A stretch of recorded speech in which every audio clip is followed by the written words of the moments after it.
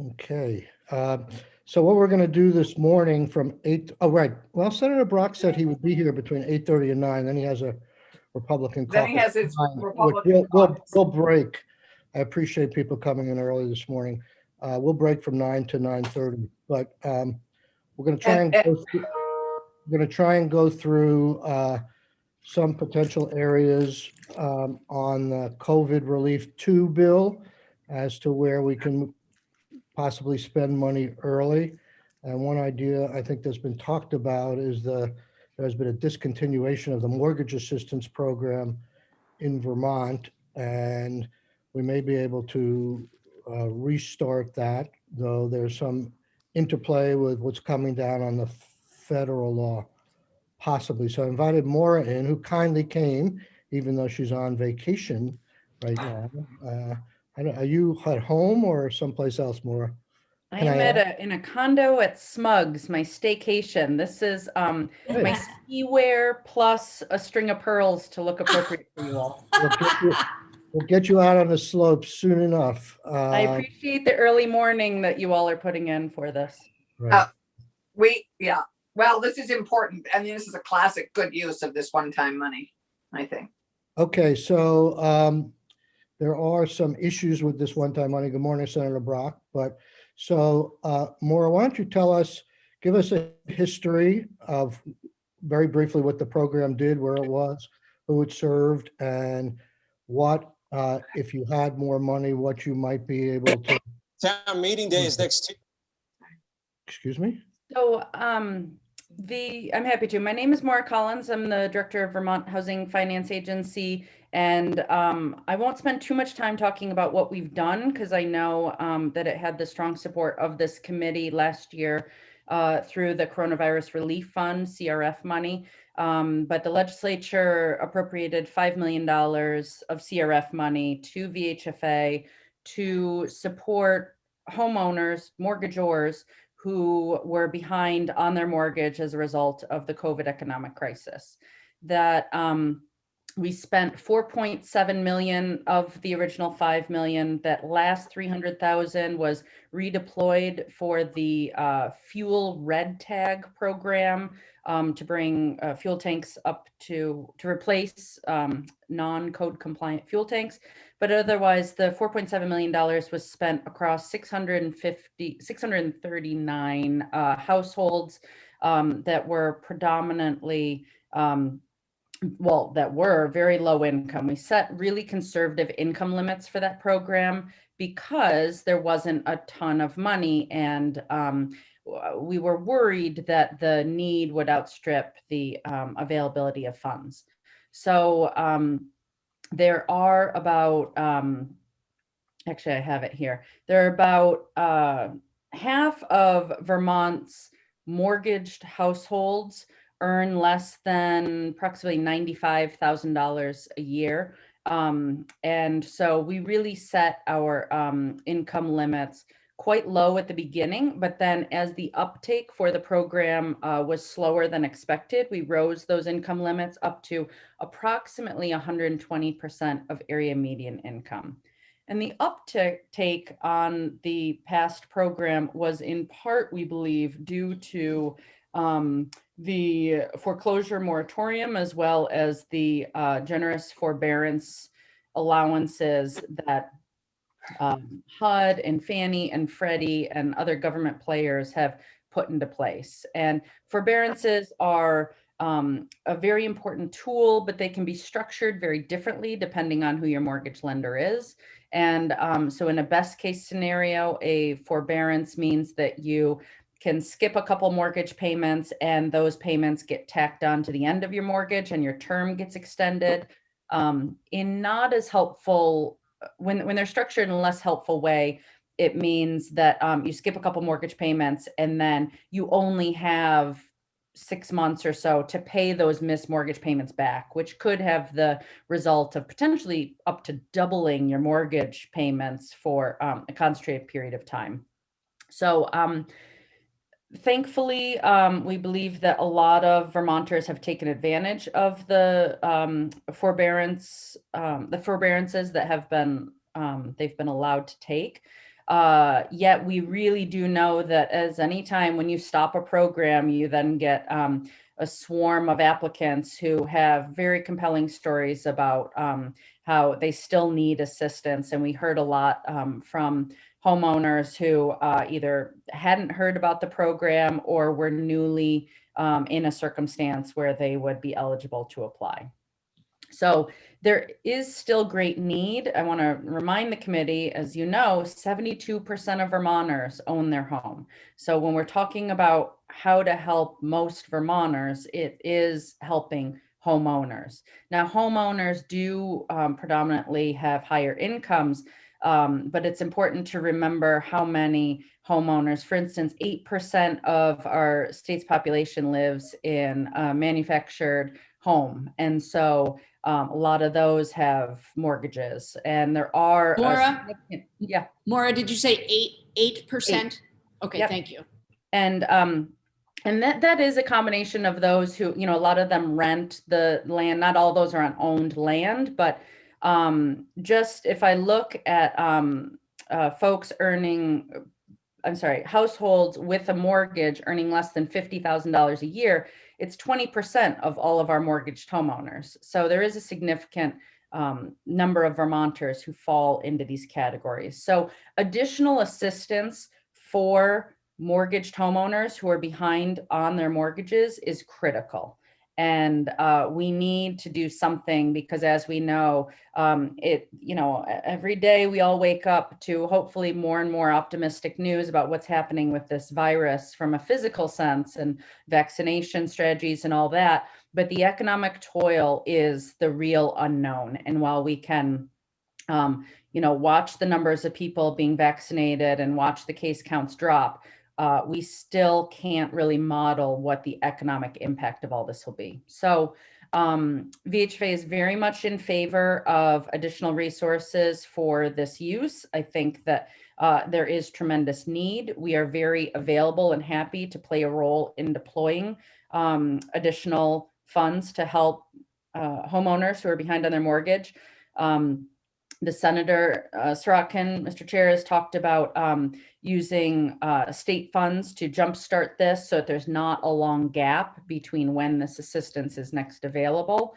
There is a bill at the federal level that Congress is considering, and while I love our congressional delegation, I would never want to go to the bank with reading a bill before it's passed either chamber and really promise that this is what it will come out looking like. But I have done a review of the federal legislation, which looks very promising, and it will really help Vermonters. And I can go into what that looks like at this point, and or I could jump into what a state program would look like. But before I go to you, Senator Clarkson, I'll just say what would be most important to VHFA, and I'm hoping you all would share this idea, is that we'd like to match up. If the state does any assistance, we try to match it up as best as possible with what the feds may be coming out with, so that there's the hope and potential that the federal money could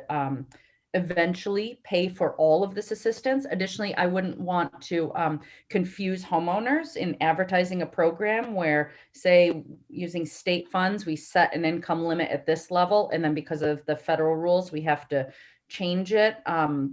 So understanding what the feds may come out with is very important for that.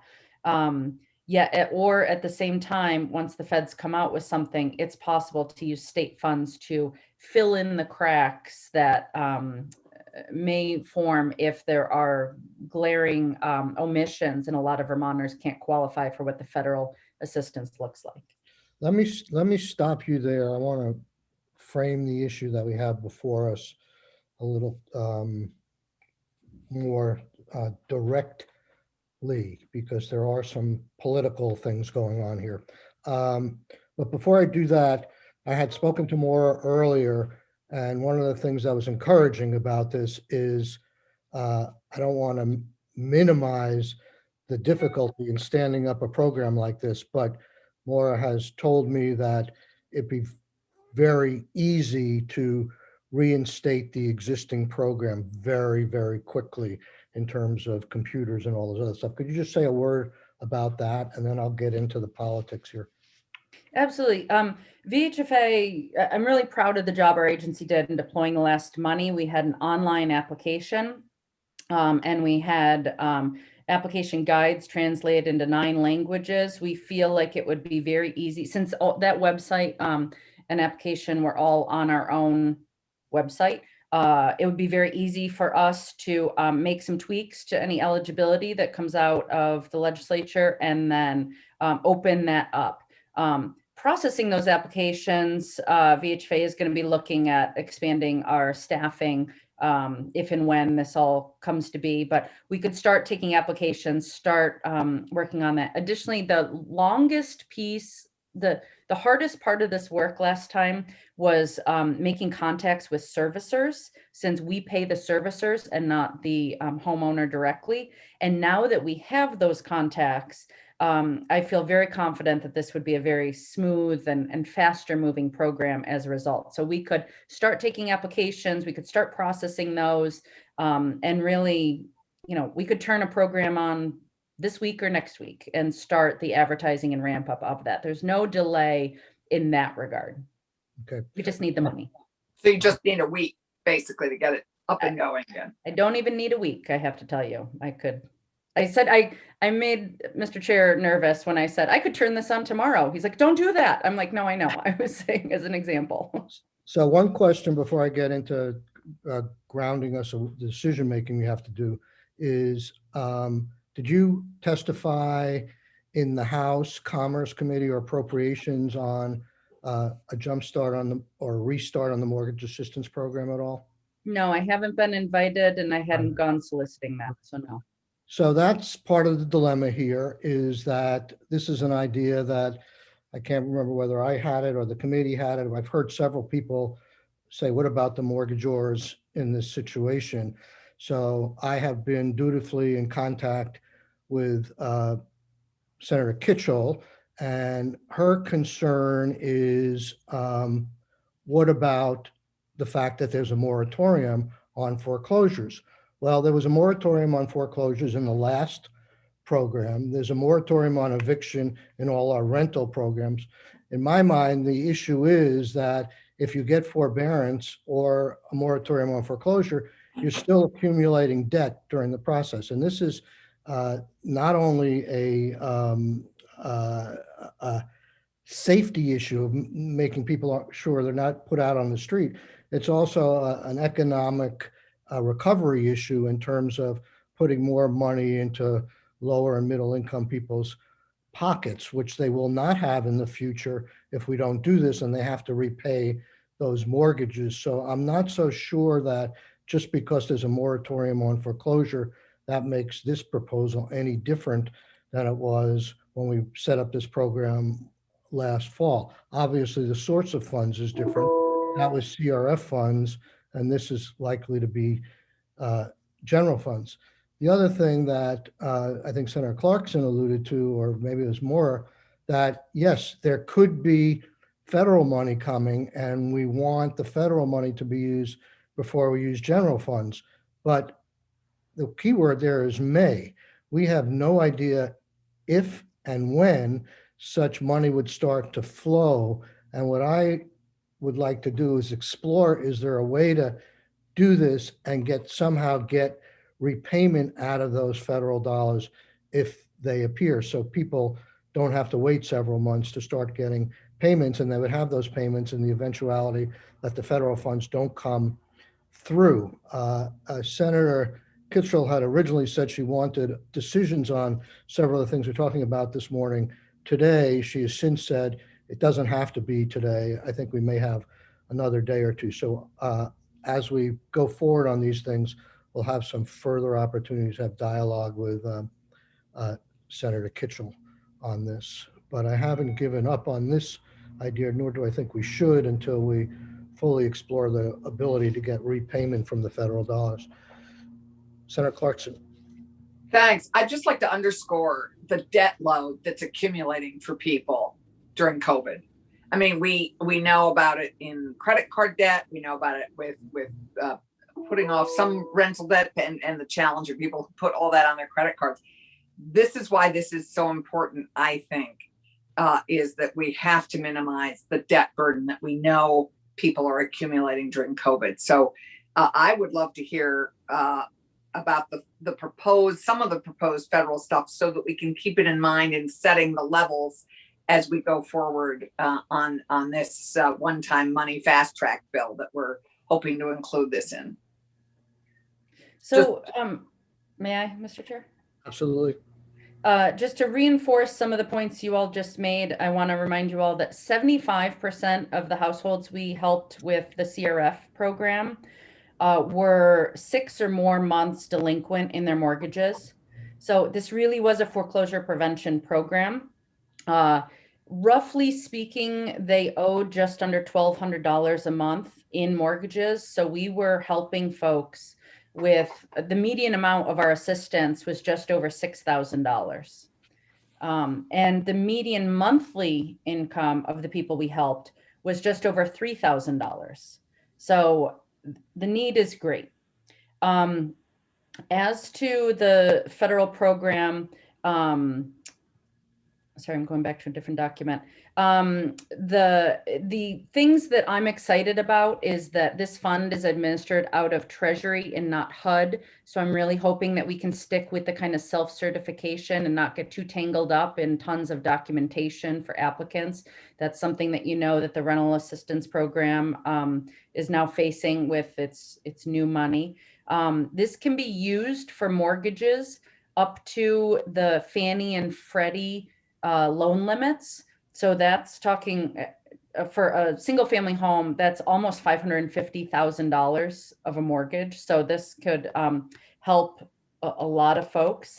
And the eligibility is to prevent it. The purpose is, as it's stated, is to prevent homeowner mortgage delinquencies, defaults, or foreclosure. So it's not just to help people not be foreclosed, but it's to help people not even be delinquent.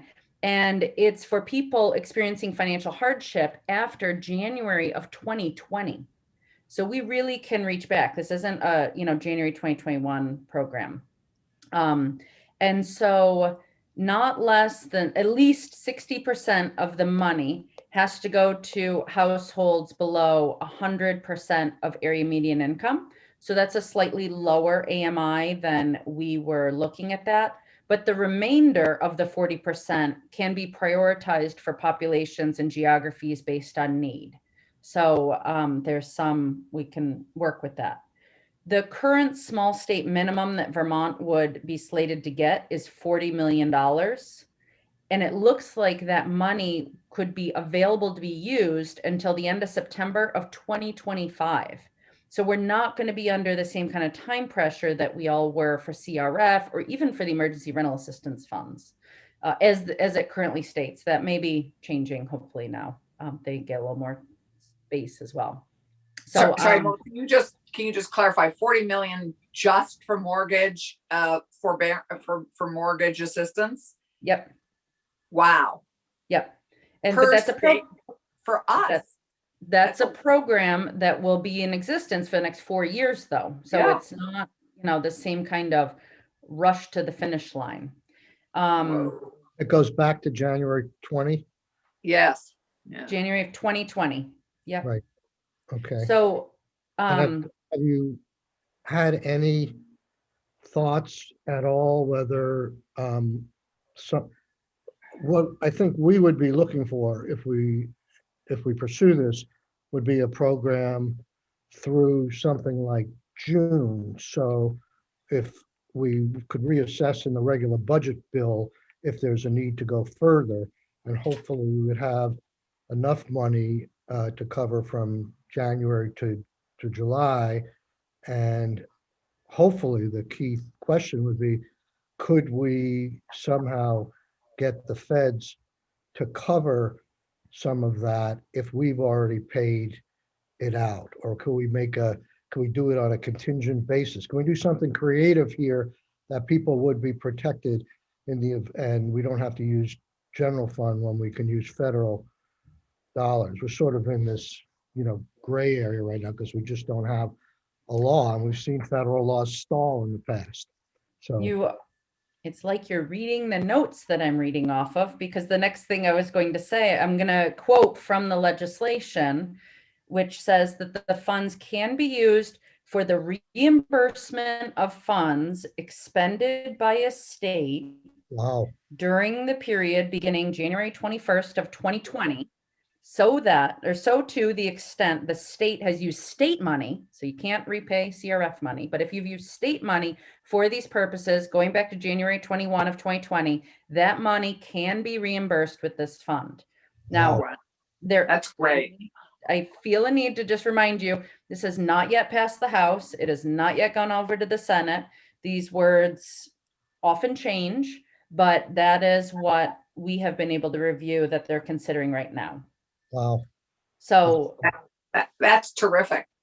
the other thing that is helpful is that this is there. It says there's a catch-all section that says that the fund money can be used for any other assistance to promote housing stability for homeowners, including eviction prevention, mortgage delinquency or default, foreclosure, or the loss of utility or home energy services as determined by the secretary.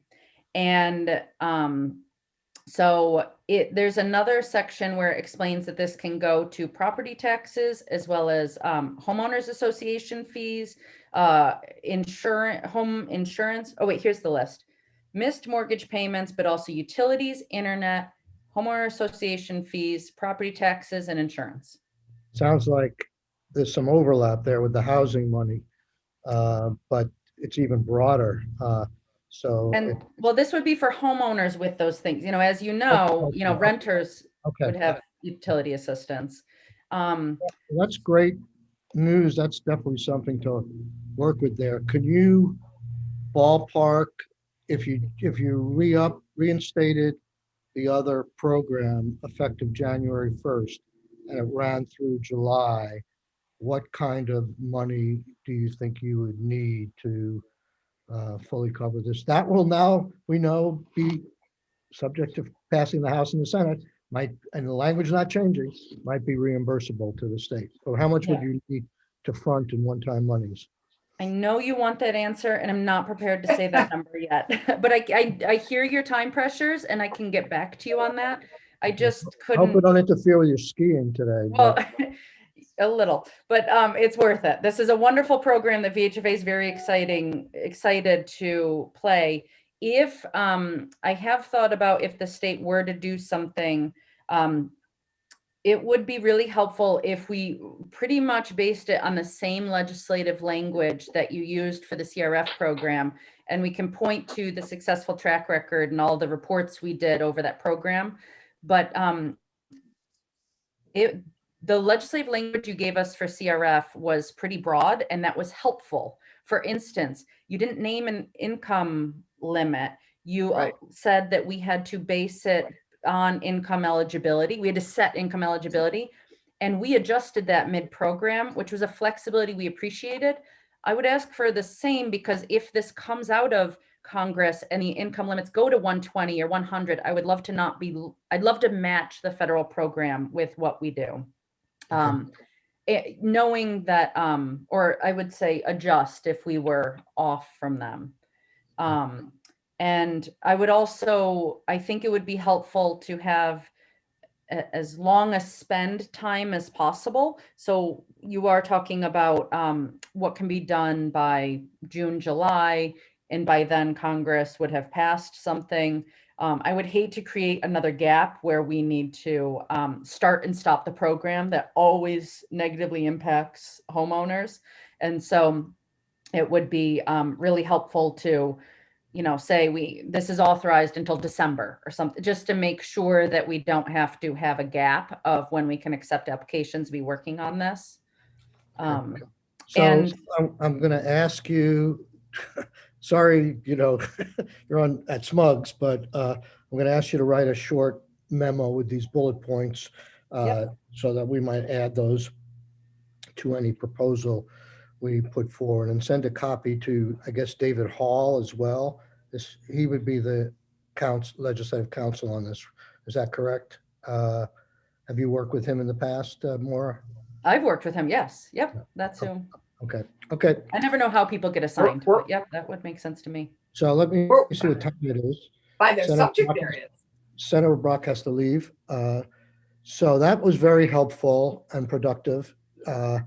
Enjoy the day. And anybody else have any questions for Morris? Senator Clarkson? I just want to clarify, Maura, you said the flexibility also worked in the other direction. We were able to help people. Did you say up to 220% of median income? 120%. What? 120%. 120. I thought 220, that's actually great because that would really capture a lot of people who actually are in need. But Well, there's only and one. when we see what Congress passes, assuming they pass something, again, if 60% of the money has to go to people under median income, that does leave 40% to help other households. And so obviously we're always going to be focused on the lowest income households moving up, but I'm not sure Right. with $40 million, how high up that income span we could go. I would anticipate though, because there are other broader uses of this funding besides direct mortgage payments, such as that foreclosure and eviction, not eviction, but the foreclosure prevention, and that we would look to work with the state's home ownership centers, potentially the community action agencies, as well as other nonprofits to help reach underserved populations and have partnerships so that everyone is doing what they do best. And the home ownership centers, for example, have a wonderful track record of budgeting and financial assistance counseling. And so to the extent that this federal money could pay for that, that would be something I'd really be looking to, as well as we had a great partnership with AALV and the Vermont Center for Independent Living, and Legal Aid and some others to help make sure that our outreach and marketing and connection with other homeowners was really there to be able to make sure that we were serving folks in an equitable manner. So that would be Yeah. important to VHFA to roll out. Now, I would not assume that, I'm not hearing you say that you want the state money to go to anything but the mortgage payments. So we wouldn't be, Let's keep it simple. yeah. Let's keep it like replicating the last year's program at this Yeah. point. But Sure, also sure, the sure, emergency sure. rental assistance and utilities program is, $200 million also able to go to utilities. So I think if we just focus on mortgage here, I think that is a huge need. Hopefully. Okay. People will use it. I'm gonna let you go. Enjoy the slopes, and we'll see everybody at 10:15. Dedicate a run to this committee, would you? I will 10:15. dedicate it to this program because that is what, again, VHFA is so excited to do, is to play this role in the state. I think it's very important. And I think that the work that the state and the federal government will be able to do to support low-income homeowners who are falling behind on their mortgages is really important. Okay, we will see everybody on the floor and at 10:15 back in committee. Thank you. Great. Thank you all.